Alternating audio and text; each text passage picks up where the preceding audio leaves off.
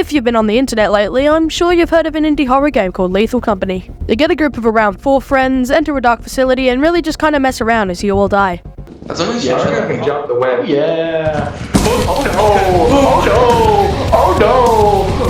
no!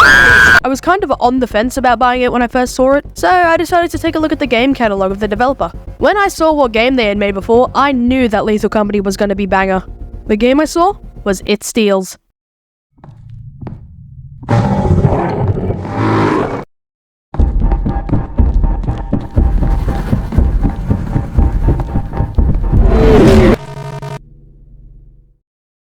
It Steals is a retro-light arcade horror game that incorporates survival horror into an almost Pac-Man-like gameplay loop.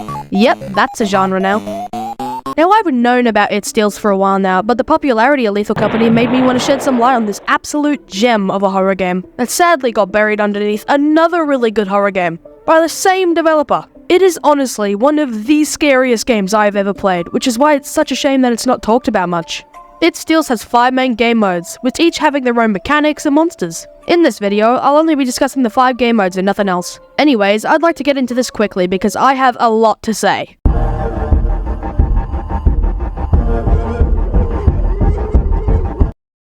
Classic mode is the first game mode in It Steals and also sort of an introduction to the rest of the game. The premise is pretty simple. Walk through the maze collecting orbs, check the radar, and oh yeah, I'm sure you've already probably guessed, but there's a monster. Now this guy is named Legs. He's a whatever this thing is, with red eyes and legs.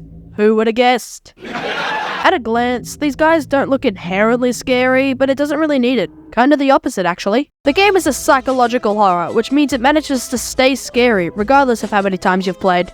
He'll occasionally try to sneak up on you. You need to aim the flashlight at him when he appears, or he'll take out a decent chunk of your health. This is actually a really good game mechanic, and can call for some very tense moments. He gets aggravated when you run, so you need to walk around and listen for when he's approaching. He's pretty loud when he's doing so though, so it seems decently easy. Oh god. After a while, he stops sneaking up on you and starts to chase you, and you need to keep a distance until he despawns. And if he ends up catching you, it's an instant death. The second time he chases you, he gets a speed buff and it's an almost guaranteed loss. I actually really like this AI.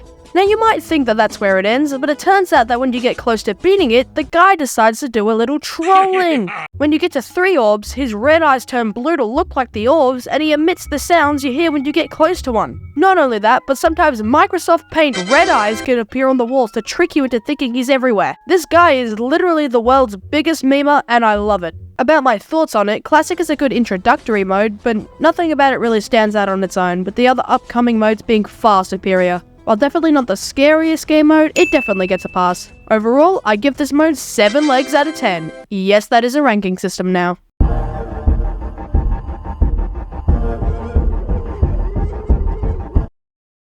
Now I just wanted to get this out of the way before I continue with the other game modes. The art style. I love how this game looks. Now I know it's not the most technically advanced thing in the world, but it doesn't have to be. Zekas, the developer, is known for making very stylized and often cartoony horror games. And it works perfectly for the types of games he makes. Just take a look at the Upturned. Goofy little comedy horror game where you need to scale a ginormous hotel for the dead. The goofy character animations and the silly dialogue perfectly fit the game. And I believe this is true for It Steals as well. While being absolutely terrifying, It Steals doesn't really take itself too seriously, and I think that's a good thing. The maze is very dark and desolate, and the checkered tile pattern that covers the walls gives the game a very unique visual style. It's stylized enough to stand out, but it's realistic enough that it doesn't take away from the horror. I also really appreciate how the art style plays into just how unnerving the atmosphere is. Footsteps echo through the halls. You knock on the door, and you hear painful sobbing inside. The whole thing is just masterfully done, and I can't stress enough how much I enjoy the expertly crafted everything, really. Anyways, after that tangent, on to the next game mode.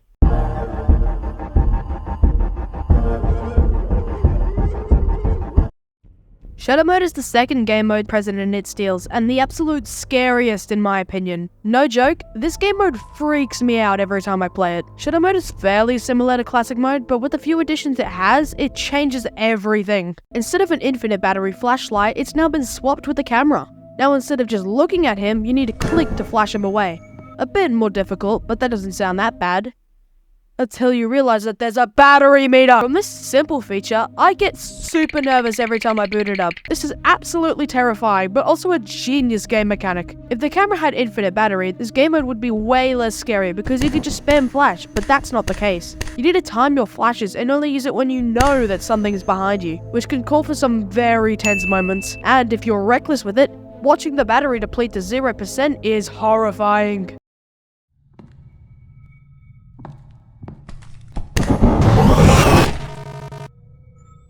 Luckily, you can prevent this by conserving your battery and collecting orbs, which gives you 1 extra flash per orb.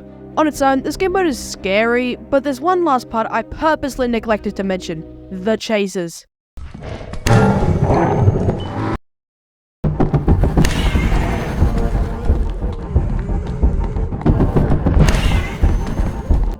See that? That is some scary stuff. You know what isn't scary? This.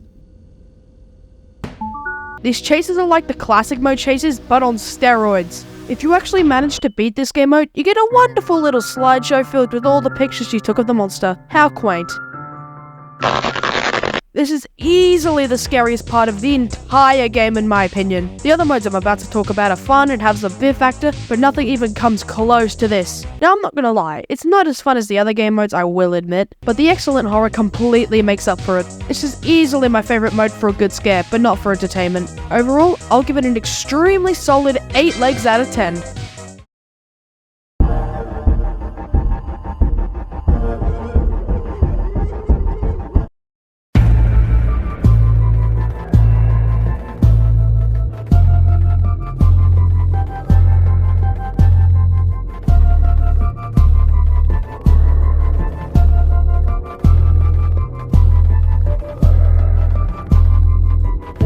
Now this is the game mode that everybody praises it steals for. Hide and seek. You could even call it the horror game where the monster hides from you. After playing it for myself, I can 100% see why. This one, along with the last two, are probably the most interesting of the bunch and really just unique in general. In this one, you play hide and seek with a creature fittingly named the Hide and Seeker. I really feel like the originality of these names is deteriorating by the second, but I digress. The goal is still the same. Collect orbs, scan for them on the radar, but with one extra rule. Don't find the monster.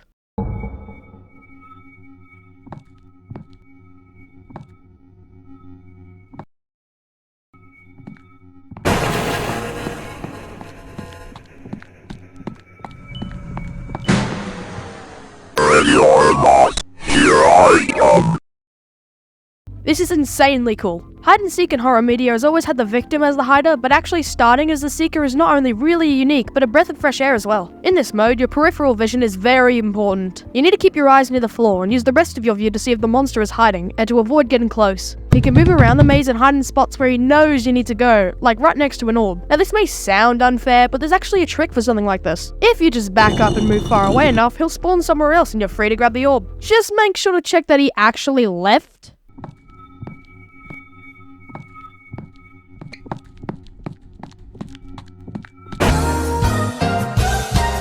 I love this concept so much, because it's really nothing like I've ever played before. The monster will blend into the maze and hide as a black and white glitchy maze thing, yeah?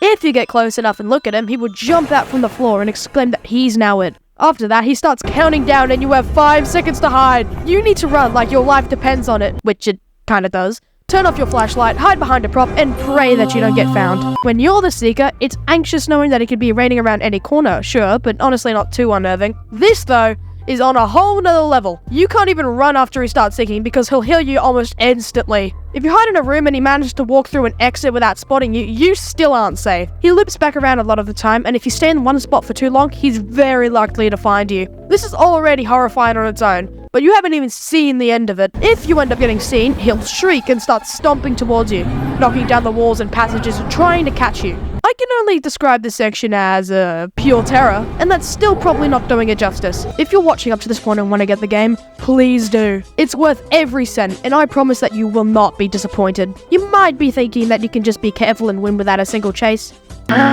Nope. If you find all but one orb and don't encounter him at all, he'll engage in an endless chase, screaming, "Play with me, my seeker," and he'll endlessly pursue you until he either catches you or you manage to grab the last orb.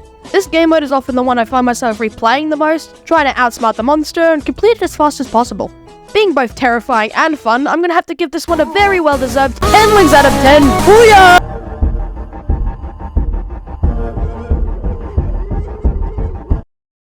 Living halls. This is probably my least favorite out of them all. It's not bad, but it just doesn't really hit the mark compared to my favorites. Living halls has you stuck in the normal checker maze, except it has these vein-like roots covering all of the walls. I think it's actually really cool looking and gives some variety to the otherwise predictable map design. In this game mode, you have two things to help you: your normal radar and a new item exclusive to this mode, the sensor. This game mode contains 3 vaults, being Vault A, Vault B, and Vault C. The sensor when holding space shows you a 120-second timer that slowly ticks down. If you aren't in one of these vaults with the door shut before it hits 0, it's pretty much game over. Now this sounds all fine and dandy, but it turns out a vault is actually unusable after you use it once. If you run out of vaults to hide in before all the orbs are collected, you're pretty much screwed. This is a lot different compared to what we're used to at this point, so it's nice I guess. It can also call for some very tense moments where you dash for the vault right as the timer hits 0. When 25 seconds are left on the clock, your flashlight begins flashing and buzzing violently, which just amplifies the immense amount of stress you're already feeling. The visual choice with the music slowly intensifying and the flashlight breaking is a great design choice that helps invoke a bigger sense of dread.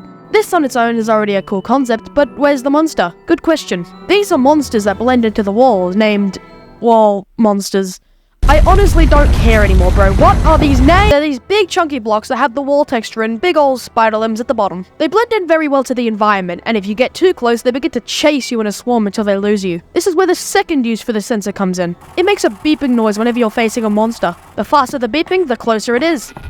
And it comes with some dreadful moments where you need to get that last orb, but the beeper goes haywire whenever you approach it. By the way, I struggled in this game mode. Now I was able to complete the first 3 pretty easily, spending around 30 minutes or so on each. With this last game mode I'm about to talk about, I was struggling a bit, but I eventually managed to beat it reasonably within a time frame. This took me an hour at least. This mode definitely had some cool ideas, but it's also the one I play the least. While it sounds alright on the surface, I didn't really enjoy my time with it. Along with it being difficult for me, I'm really just not a fan. 4 legs out of 10.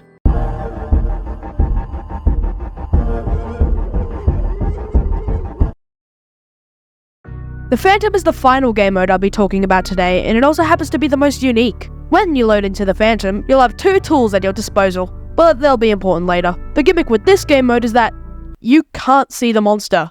Now I know that sounds outrageously unfair, but here's the catch. It can't see you either. The way you know that the monster is nearby is if you hear it tossing furniture scattered across the map. If he comes close, you need to use the first mechanic, your lungs. He can actually hear you breathe, so you need to stand still and hold your breath until he leaves, but you can't hold it forever.